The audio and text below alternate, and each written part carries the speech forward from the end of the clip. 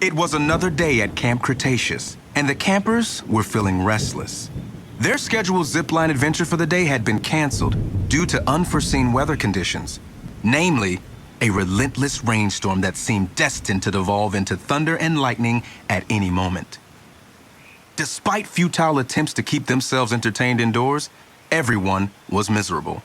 Their counselors Dave and Roxy came in to check on them at one point to confirm that they would in fact be staying put for the day. While a poncho could protect them from the rain, it wouldn't protect them from the possibility that a stray lightning bolt might decide to strike the zipline mid-excursion. Just before Dave and Roxy departed, the kids caught wind of some incoming ranger communication over the walkie-talkies. Alert!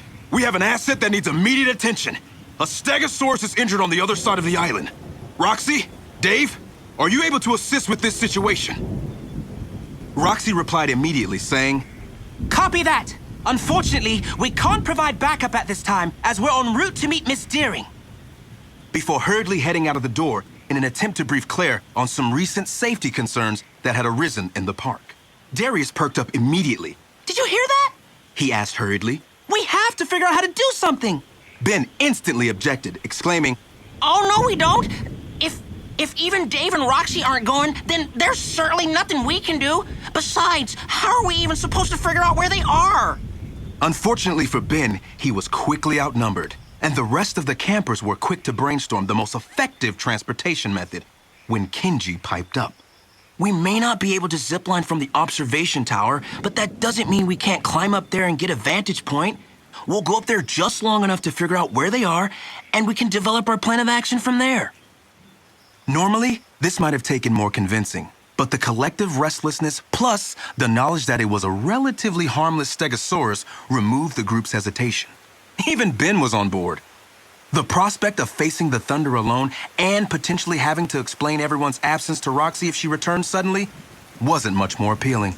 Much to everyone's dismay, the path to the Stegosaurus wasn't quite as clear as they'd hoped. Despite their determination to peer deep into the canopies, none of them could say with certainty that they'd spotted the location where the rescue was taking place. Just as they were about to give up, Sammy called out. Look! Down there! Everyone's gaze followed her outstretched finger, which was pointing to two rangers who were running on foot, clearly in response to something frantic. Y'all, I bet they've been called as backup. They're sure to lead us right to that poor Stegosaurus. And what if that's not where they're headed? Ben objected, but to no avail. The rest of the group was already racing down the stairs even more quickly than they ascended, in an attempt to keep the Rangers' trail. Despite their best efforts, their tracking skills proved to be no match for what was now just shy of a torrential downpour. Any semblance of footprints was quickly erased as the dirt beneath them transformed into mud. Between that and the consistent thunder which drowned out any voices that would normally serve as guidance, the group quickly realized they were lost. In what seemed to most certainly be a definitive sign that it was time to turn back, their progress was suddenly curtailed by a tree branch that had been struck down by lightning disturbingly nearby.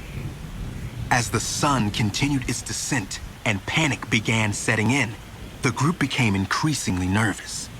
Initially, their fears were centered around the possibility that Dave and Roxy would beat them back to camp and their defiant exploits would be revealed.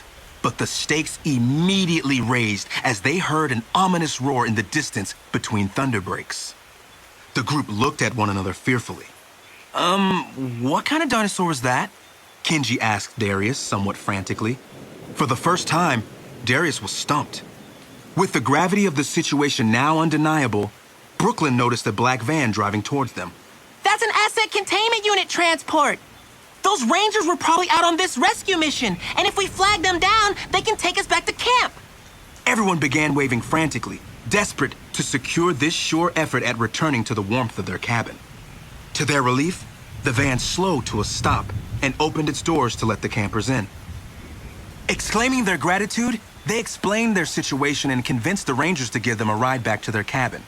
Sheepishly, Ben asked, You're not gonna tell our counselors, are you?